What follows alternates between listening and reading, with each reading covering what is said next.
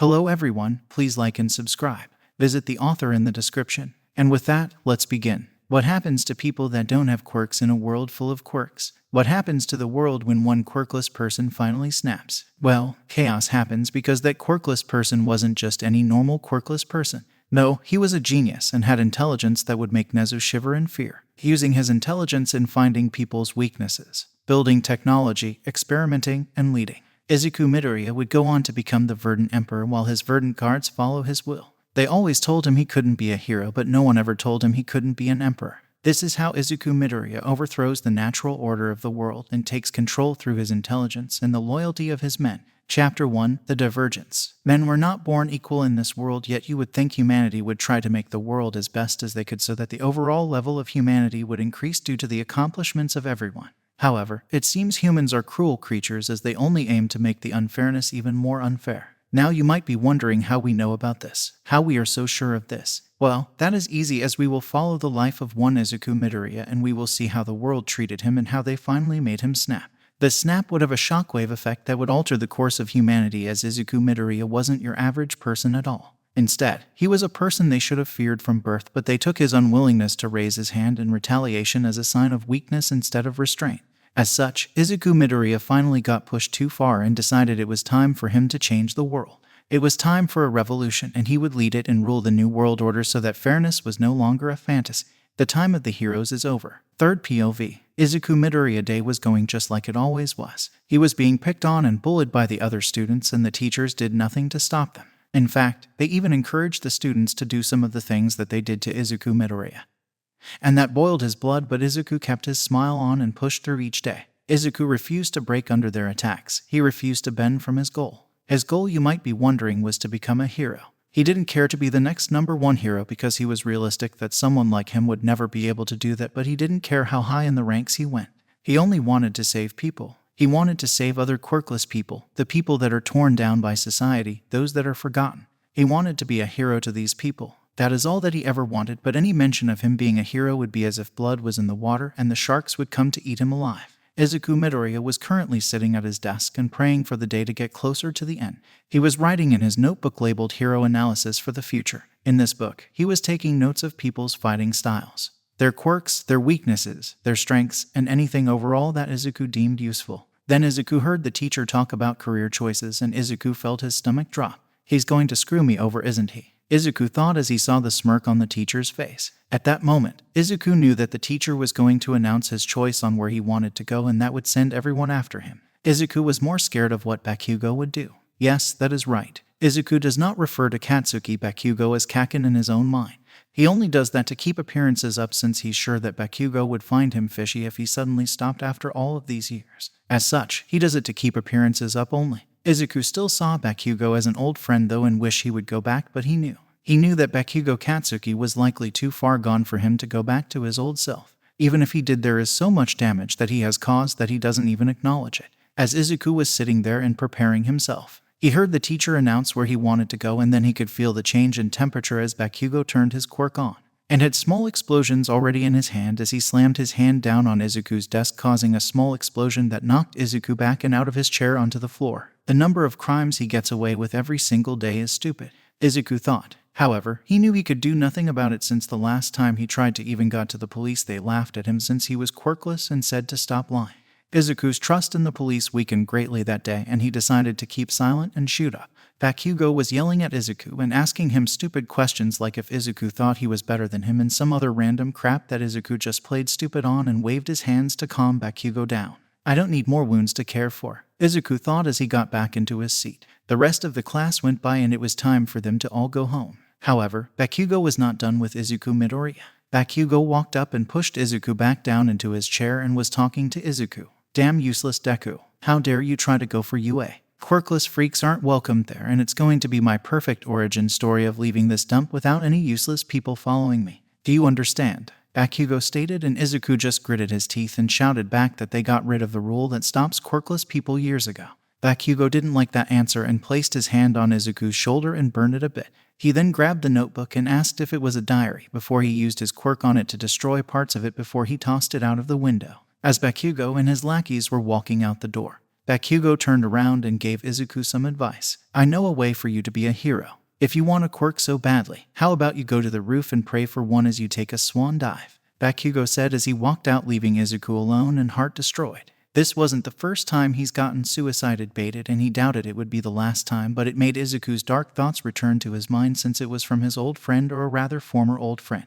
If I did that, there's a good chance that your dreams would end, idiot. Though I wouldn't be surprised if the police covered it up, thought Izuku due to his experiences with the police. Izuku went out and grabbed his notebook and started to walk away from the school. Soon, though, the last straw of his will and desire to be a hero would shatter. Soon, the world would give birth to the man that would change everything.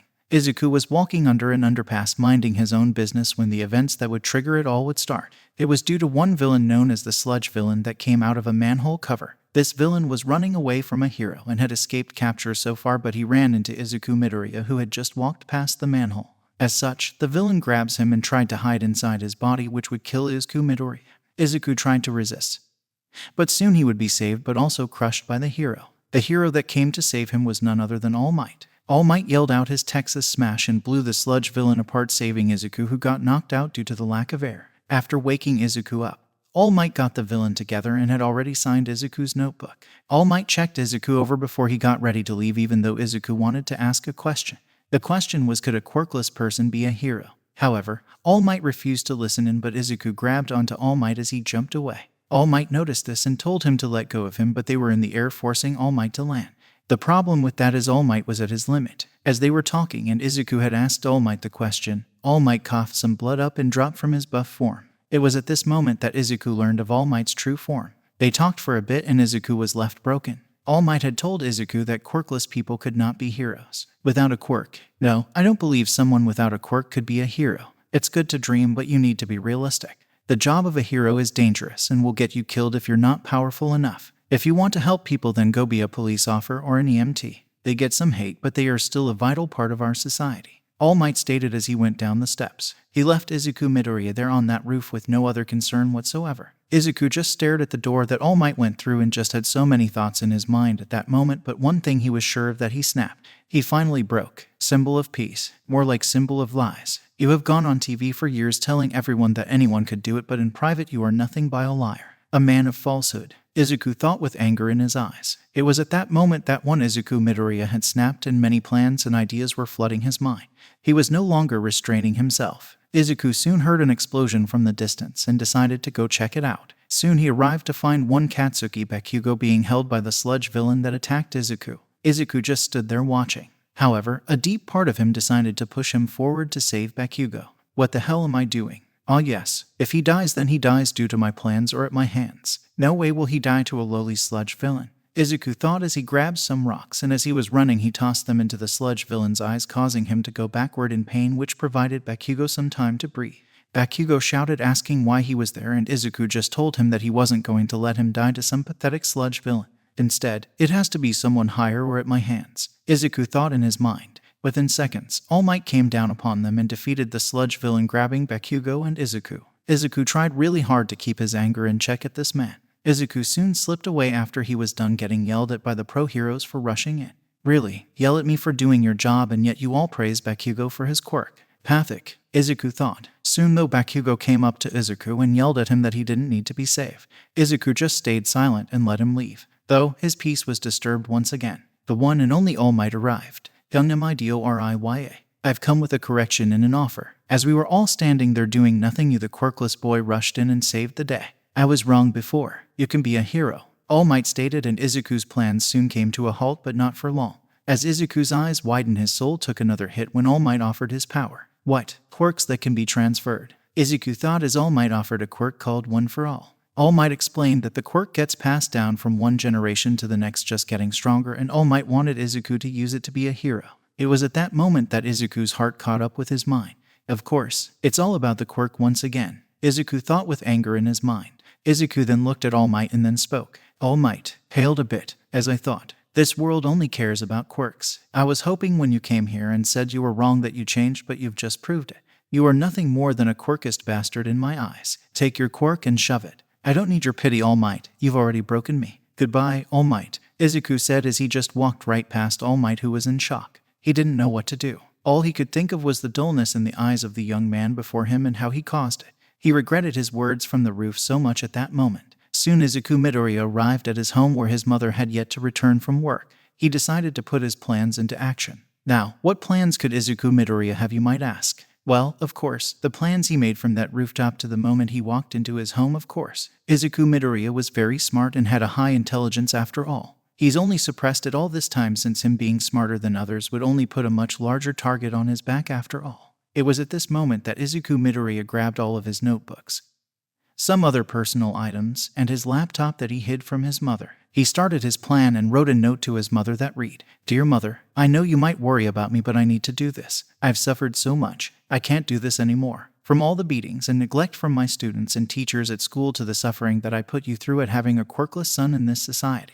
I'm sorry that Dad left because of me, and I'm sorry that everyone distanced themselves from you due to my living here with you. I need you to promise me that you won't hate me for what I'm about to do. Just know, I will always love you, Mother. So please forget I existed, since it will be better if you move on from me and not worry. Love, Izuku Midoriya." Soon the note was finished and Izuku taped it to the computer screen in his room. He looked around and took his last memories in that he would have of this room. He left all of the All Might stuff alone since there was no point in destroying it. His mother could sell it for money. Izuku did not take any of his clothing except a few pairs to change into. He would acquire Mother later, since the note could be taken two ways if the person was smart. It could be a suicide note or a note of something worse. As such, he didn't want to take too much and cause people to look too hard for him, since most people will give up after a few weeks due to him being quirkless. Izuku closed his door and went to the living room and took a picture with his phone of one of the hanging picture frames. This frame had his mother and him both in it when he was younger, which things were simpler. Izuku then looked around one more time before he left. This was the start of Izuku's journey to change the world. Chapter 2, Finding Shelter in First Steps. Third POV. Izuku Midoriya ran away from his home and started to head towards a more sketchy city that was roughly 1 hour from his old home. He took the train system and just waited for it to arrive as he was running through ideas in his head. There was one thing that Izuku Midoriya knew he would need, is that he would need to work out and train hardcore from now on. However, first, he needed a home and a source of food. That is why he was heading towards the more sketchy town. You might think that this would be a horrible move on his part, that he is not physically capable of defending himself currently and doesn't have a lot of money, but there is one thing he does have, and it's his brain. If you would all remember the notebooks, then you would remember that he has a treasure trove of information that he could sell to other people. He could also offer information on other villains so that rival gangs could take out their competitions. As such, this city he was heading to, otherwise known as Kamino Ward, which is a large town in Yokohama. It is home to many people, but it is also home to a lot of villains in the dark shadows of the city, since there are a lot of abandoned places around this city. Soon Izuku arrived in the city and got to work. He moved around and he did some deep searching and hacking far in the past, and had found a location where info brokers would meet up sometimes to deal with random customers off the streets that needed things. As such, Izuku was currently moving towards the old location that he knew of and hoped that it was still an active meetup point. After about 30 minutes of moving through the city, he arrived in the place and came upon the place. He had to go into the back area and into a more rundown section where he went up a few flights of steps before he carried to what was a small alleyway that had a long maze that led to the street, but it was easier to go the way Izuku came. Izuku entered the restaurant and chose a seat in the far back, so he had a vantage point of seeing everyone that entered and left. A waiter came up and Izuku asked if they had any information on any specials. That was the code phrase that Izuku had learned from his research, and the expression on the waiter turned to something else quickly before going neutral. "Yes, the number 8 on our menu is good. Would you like it?" the waiter asked, and Izuku nodded his head. Soon the food was brought, and the waiter had brought someone that was asking to sit and join him since he looked alone.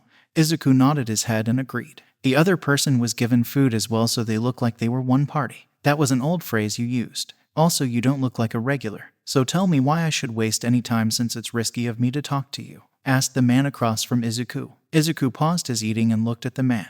Nothing was great about the man, nor did he have any noticeable marks to identify him from most people. Likely his quirk. His face appears to blurry, and I remember seeing him in another booth with that clothing but not the same face. Izuku thought and decided to use that as a way in with talking to the man. "Neat quirk you have. It changes the appearance or the facial recognition of those around you, so people have a hard time remembering your true face, and it makes it near impossible for you to get caught," Izuku stated. The man's eyes widened a bit, and then Izuku knew he was right and then started talking more. "It does have some weaknesses though. The problem you have is I did see what I assume is your real face before your quirk activated. You were sitting in another booth. And if someone is really watching and paying attention to details, they would remember you are wearing the same clothing from another person that is no longer in the restaurant, but the door never opened and closed between then and now. As such, I'm assuming you are the same person, meaning that is either your true face from earlier or it isn't.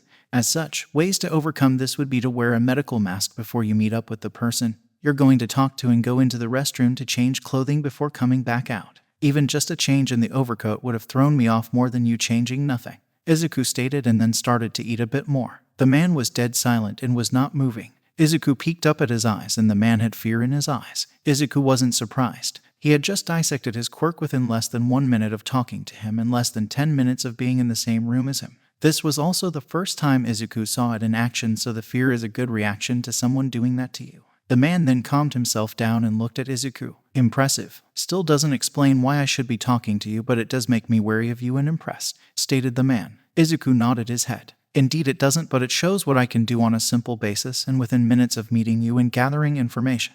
I want to sell information about other villains to other villains and information on heroes to villains. I am looking to earn money to get shelter and a source of food before I move on to bigger plans. Are you someone I can use for this avenue, or do you recommend someone else for this type of work? Izuku asked. The man's eyes widened. He knew the value of the information Izuku was offering. It only took Izuku a few moments of meeting him, and he had so much on his quirk. And if Izuku were given video and more time, then villains would have a treasure trove of information on other villains and heroes. Izuku was a dark horse in the war of heroes versus villains, and he has now fallen to the villain's side. I can handle the first few transactions, and then depending on the validity of the information, which I have no concerns about, then I can push you to my boss, who is the main broker of information in the underworld. No one is better than him in Japan. Do you have anything on 40 and 40? They are both heroes that operate in this area and have been giving the local gangs problems. Getting information to get rid of them would provide you a lot of favor with the local gangs and help ensure your safety from them, stated the info broker. Izuku pulled out some blank paper, and the man was confused until he saw Izuku start writing everything down. It was about 25 minutes later when Izuku finished writing, and Izuku handed over 3 full pages of information and possible plans to take the heroes down. The info broker was downright terrified. This kid memorized all of this information and was able to reproduce it.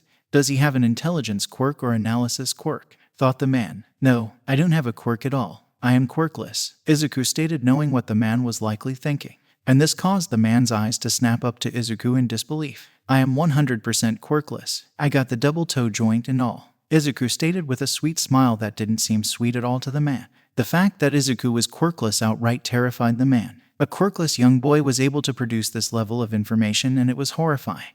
If this kid had an IQ quirk or something on top of his natural intelligence, then they were all doomed. Though, the man didn't know how close he was. They were already doomed, to begin with. Soon the man provided a down payment and warned Izuku if the information is false he would be hunted, but if it proved true as he believed it was, then Izuku would get far more money and would be provided with a lot of clients. Izuku nodded his head, and the info broker provided Izuku with a burner phone that Izuku could be reached. The info broker said it was a free gift since he saw Izuku as a high-profit provider for his boss. Izuku accepted the phone, but he was no fool. He would go through the programs and code on it to ensure there was no way for it to be bugged or listened into. Izuku was merciful in the past, but he was no fool. Things like hacking and that type of thing came easy due to Izuku's intelligence, and he would show it off. Izuku took the money and soon found a decent hotel to stay in the next few nights until he earned more money. The word decent was a stretch, but it was a warm place for him to sleep instead of the streets, so he didn't complain. Though once he was settled and he pulled his laptop out and looked up the local news, and he saw that his mother had reported him missing, but the notice about him was only a small blurb on the local news. It was to be expected since Izuku was a quirkless person after all. Though, how they will regret not putting more attention to me in the future. They have more chance at stopping the future by catching me now before I grow powerful, Izuku thought as he sat on the bed in the room. Now while he was doing that, there were a few people reaching to his disappearance the following morning. One was Katsuki Bakugo, who was a mix of emotions. One thing that was constant in his mind: did Izuku Midoriya take his advice that he gave him the previous day? He couldn't have. His will wouldn't break throughout all of these years, and I refused to believe he would. He would take my damn stupid advice, Bakugo thought as a new emotion that he had no idea how to handle came surfacing up. It was regret, but he didn't know what this emotion was since he's never really experienced it.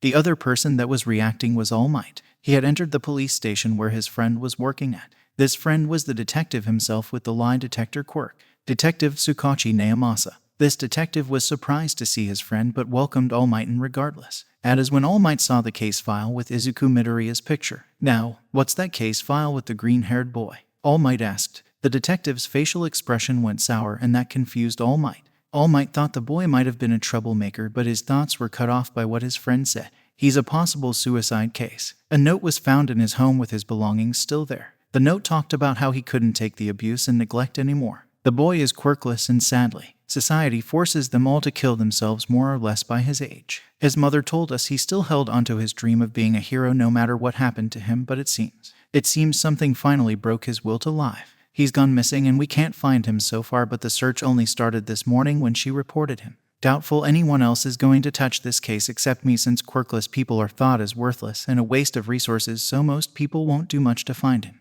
If a body isn't found, he will be presumed dead in a month or so, and I will be forced to close the case," Naomasa stated. At that, All Might just fell into the chair behind him and shocked Naomasa, who was worried for his friend due to the wound on him. What did I do?" All Might was muttering. The detective was confused until All Might spoke up. I met him yesterday. He asked me if he could be a hero, and I told him no. I told him it was okay to dream, but to be realistic, and that quirkless people couldn't be heroes. I then told him to be a police officer or an empt, and the one that broke his will to life," All Might stated. The detective was shocked and disappointed in his friend who was quirkless without one for all. "I need you to take me to that last spot you saw him. His body might be there," Naomasa asked, and All Might just paled at that but nodded his head as he took his friend to the location.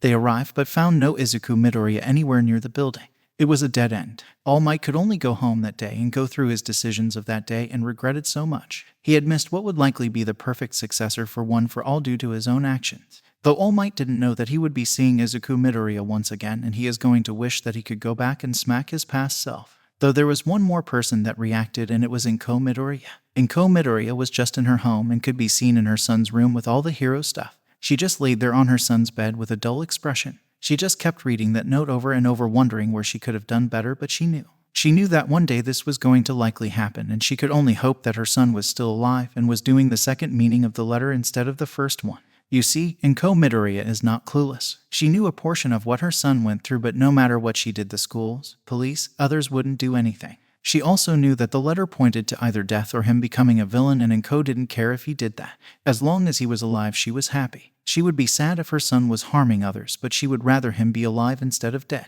That is all she could ask for, and deep down she could tell that he was still alive, so she knew she would need to keep pushing forward as her son asked. Maybe one day they would meet again. Chapter 3, Results in Jurin. Third POV. It was a few days since Izuku transferred the information to the info broker. Izuku was sitting in his hotel room doing some hacking and gathering information that he thought he would need. This information was over local gangs and who was fighting who. Izuku had planned to gain control of everything and everyone to build up his army. However, he also needed absolute loyal men and women to serve as his top individuals, and he thinks he found one such individual. This person was a vigilante currently who was operating under the name of Dabai. This person was a fire user, but something was off about the man, so Izuku was trying to dig into the person named Dabai and find out who he was before becoming the man known as Dabai. As Izuku was working, his phone went off and he saw it was the info broker. One day before my estimate of when he would call me, Izuku thought. He answered the phone and was met with an excited tone. "Congratulations, kid. The information you provided was accurate and allowed two gangs that hated each other to work together and wipe out the two annoying heroes. It's even set a temporary peace between the two sides since they are curious about you. Anyway, my boss Jurin would like to meet you and establish permanent business between you and him. Can you meet 40 at 2 p.m.? asked the low-rank info broker. Izuku informed him that he could do it and that he would be there. Soon they talked about a few more details before the call was ended, and Izuku started to pack his things before getting ready. He was likely not going to return to his hotel after tonight regardless, since the first payment for the two heroes should be high enough to rent a home or apartment for a while. Killing heroes isn't an easy thing to do, and Izuku's plans made it easy. Soon Izuku finished packing everything and he arrived at the location where they were meant to meet. Izuku looked around and then noticed the old broker he met with walking with someone else. Izuku got to work analyzing the man. From what he gathered before, since he knew the name Jurin already, is that his quirk allows a memory fogging type ability, so people always forget where they met him, what they talked about, and other things. It's usually used on people who won't be doing business on a long-term basis. The info brokers sat down and the meeting started. Jurin looked Izuku over then smirked. "So my employee here has told me quite a lot about you. Also, aren't you the missing kid from the news?" Jurin asked. Izuku nodded his head as well and started to talk. "Indeed, I am Kajiro Okuda aka Jurin. However, that doesn't really matter. What matters is what I plan for in the future and how we can both profit from working together." "No," Izuku stated, and Jiren's eyes widened. For a split second, he goes to great work to keep his real name hidden most of the time, and there are only a few places to find it that he couldn't get rid of, but most people never find it to begin with. "Indeed, kid. Indeed. Now, what are you planning?" Jiren asked. Izuku smirked at that. "I have many plans, but one such plan. I plan to change the very fabric of our society and likely the entire world. It will take a lot of work, and I will need people to be loyal to me, but those will work out as my plan goes along. As it stands right now, I need money to start up a lab, a living place, food, clothing, and the general things. I am offering what I did for those two heroes on other villains and other heroes. As long as I have some video of people fighting, I can easily produce what information is needed to take them down most of the time," Izuku stated while revealing some details of his overall plan, but not everything. Izuku was too smart for that, and Jiren just smirked even more. He was interested in the kid before him. As they were talking, a new broadcast came on the TV that showed the results of Izuku's plans. It showed that the two heroes that got killed by the gangs were slaughtered in a brutal manner. "The gangs really overdid it, but oh well, since that works in my favor," Izuku thought. The reason for that is beforehand it would look a bit too clean for two gangs to pull off, but a more brutal killing would seem like they put a lot of work and resources into doing it instead of figuring out how the heroes operate and then killing them. Though the irony was that people did get scared of two heroes dying, but the way the media talked about it made it get downplayed, since they talked about how the killings took a sheer amount of effort to be accomplished, which made people calm down.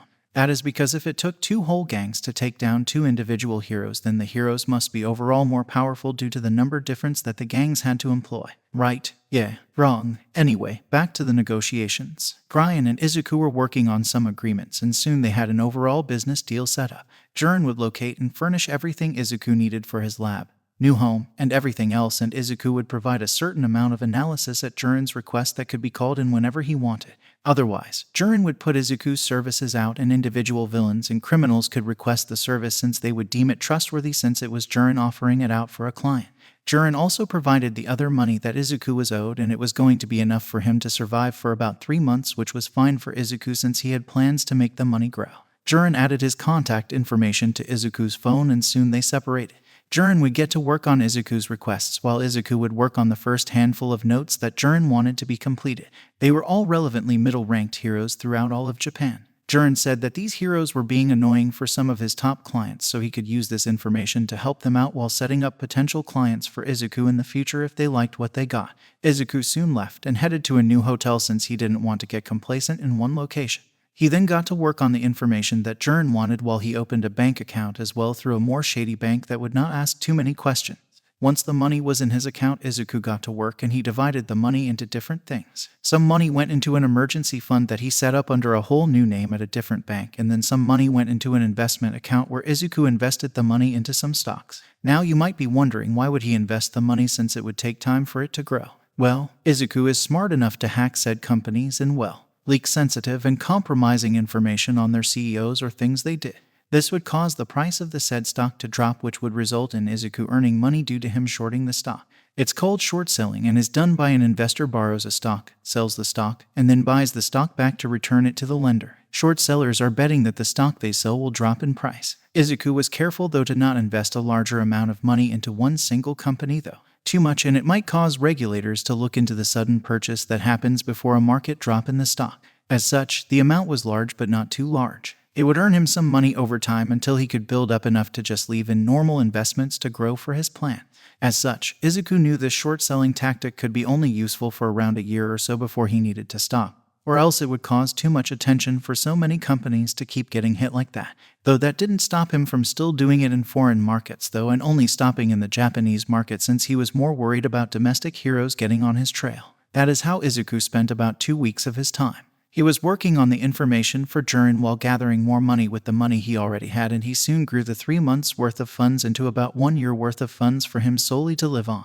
Now if he were to take on more people, then it would without a doubt require more money, but right now it was only him. He was also digging into that Dabai individual as well and had found some interesting things. One being he was a Todoroki. Toya Todoroki to be precise. Izuku wasn't 100% solid on proof, but he had enough things that lined up to match between them. Once Izuku had found out that it was likely Toya Todoroki under all that scaring, Izuku dug into the Todoroki family very carefully not to alert Endeavor, and soon he found quite a lot of disgusting things. One being the mother is in a mental hospital, 2. She was likely purchased via an illegal quirk marriage, and 3. Endeavor was abusive. Just another fraud at the top like All Might, Izuku thought. Izuku decided to have Jiren look for this so-called Dabai since Izuku was interested in pulling him to his side. A person hurt by a top hero would make a powerful ally, and when it came time to tear the hero world down, Dabai's story, if Izuku was right, would be devastating. However, it was now time for Izuku to focus on other matters. One such matter was getting his body physically fit and start his training in other matters like swords or guns. Izuku knew he would need someone to train him in those fields, but the physical portion he would be able to do himself. He would need to focus on speed over strength, but he still needed to be able to pack a punch. As such, he did some research and found a beach that wasn't too far away that was covered in the trash due to illegal dumping. Izuku decided he would do workouts there and use it to get physical fitness while also scavenging parts to use for his inventions that he was planning to build. Why use a quirk when you can just build something better than most quirks? As such, Izuku got to work after the second week of doing research and investing. He still did all of this, but the physical conditioning took priority since if he ever needed to do something himself, he needed to be able to ensure it got carried out. Chapter 4: Physical Conditioning and New Home and 2 New Members. Third POV. Izuku Midoriya was unknown to many since the world didn't care about him due to being quirkless. That would always be a mistake that no one would ever forget. However, before we ever get to that point, we need to look at his current progress. Izuku Midoriya had been given his new accommodations by Jiren after about 2 weeks. The lab itself wasn't fully set up, but the home section was completed. To be honest, Izuku was a bit surprised at the base itself. It looked like a normal house on the outside, but as Jiren took Izuku inside and showed him a hidden area, it led to an underground bunker section which also had another section connected to Tat which led to a lab area. The lab area had an external exit that was connected to an empty warehouse that was a block or so away so that the equipment could be taken into the lab. Overall, Izuku was happy with the current setup, but it was nothing on his future plans. He had planned for a very deep underground base that would serve as his secret lair that not many people would know the exact location about.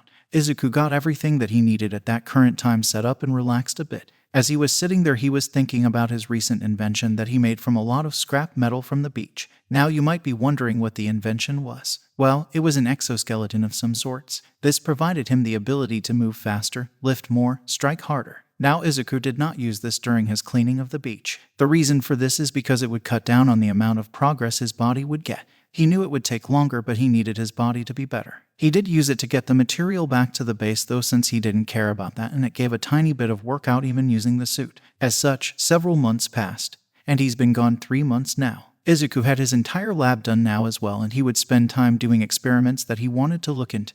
One was with artificial intelligence, and another was on reworking some of the human body genes. The second experiment had Dabai in mind when he was doing them. Izuku wanted to be able to undo some of the damage that his quirk caused and make his body withstand his quirk better, so Izuku with his fierce intelligence was digging into the science behind altering the human genome.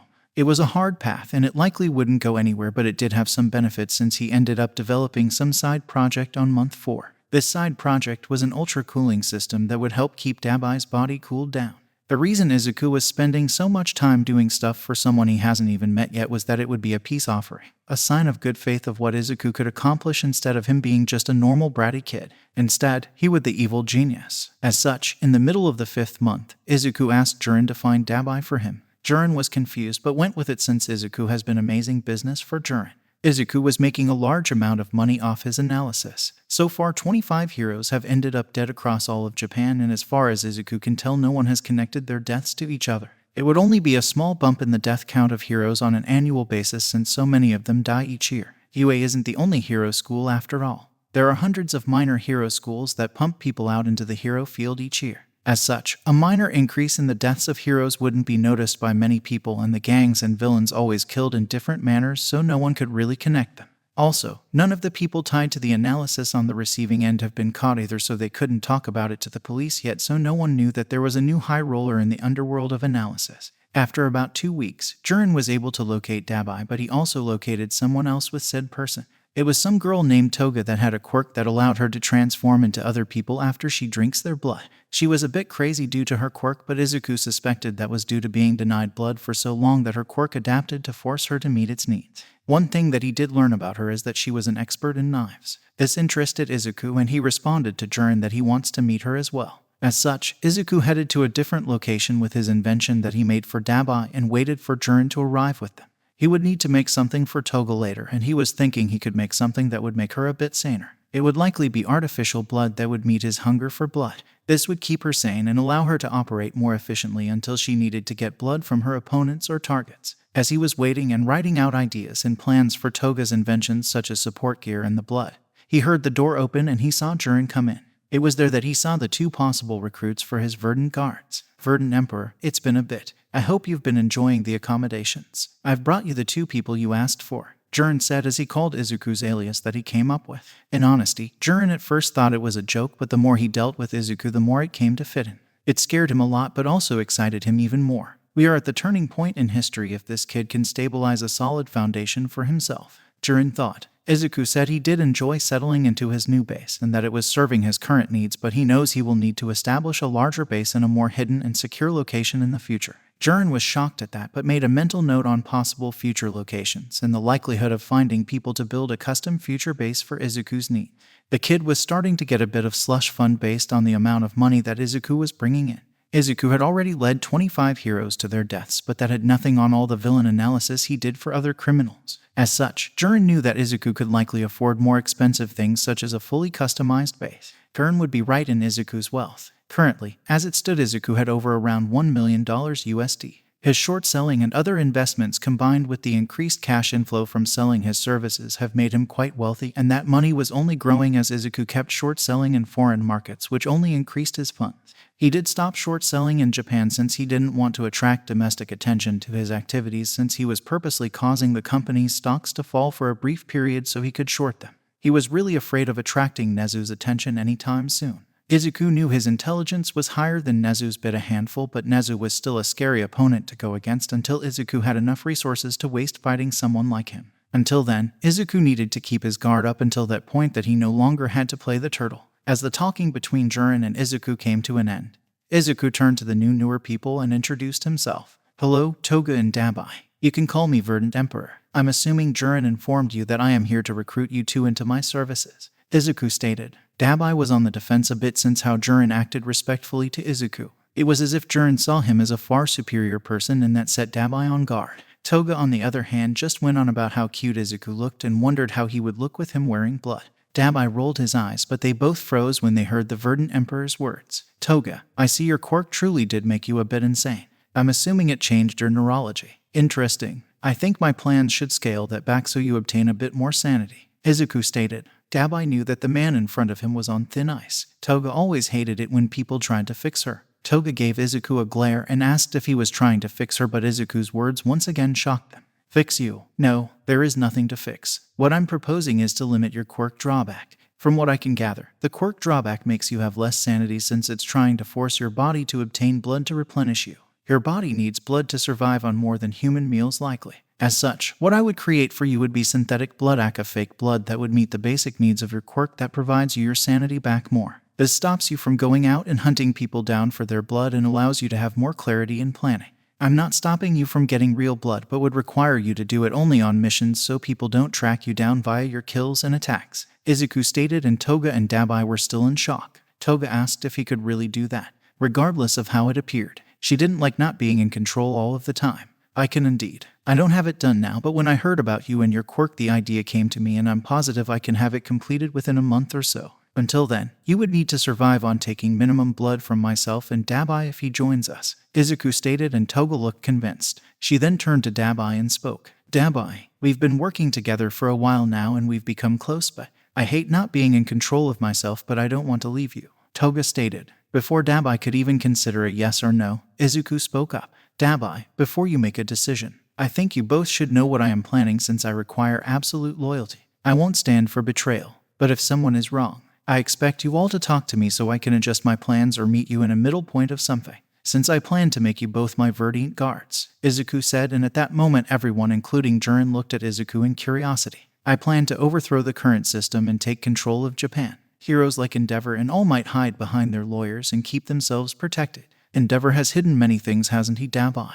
All Might is no better since he has hidden a lot of secrets that would paint him in a completely different light. He's long forgotten about his roots and is not as bad as Endeavor but still up there on the list, Izuku stated, and Dabai tensed. Izuku then handed him a note which he read and his eyes widened. Nice to meet you, Toya Todoroki, but I can understand why you threw that name away. So Dabai, want to help me overthrow the system that your father benefits greatly from, stated the note. Dabai's eyes went straight up to Izuku as he pulled a case out that he hid behind a box. Dabai, just like I would give something to help Toga. I already had you in mind before I knew about her. I've already created something for you. This is a support device that will help counter your quirk a bit to provide your body better resistance. It will allow you to use your quirk more and at a hotter temperature, Izuku said as he opened the case, exposing a suit. This is more or less a cooling exoskeleton suit. It goes on your body but allows your quirk to flow through the fabric, Izuku said as he looked at Dabai in the eyes. So what do you say, Dabai? Want to help me? Remember, though, I require absolute loyalty since I will do many heinous actions to achieve a new world,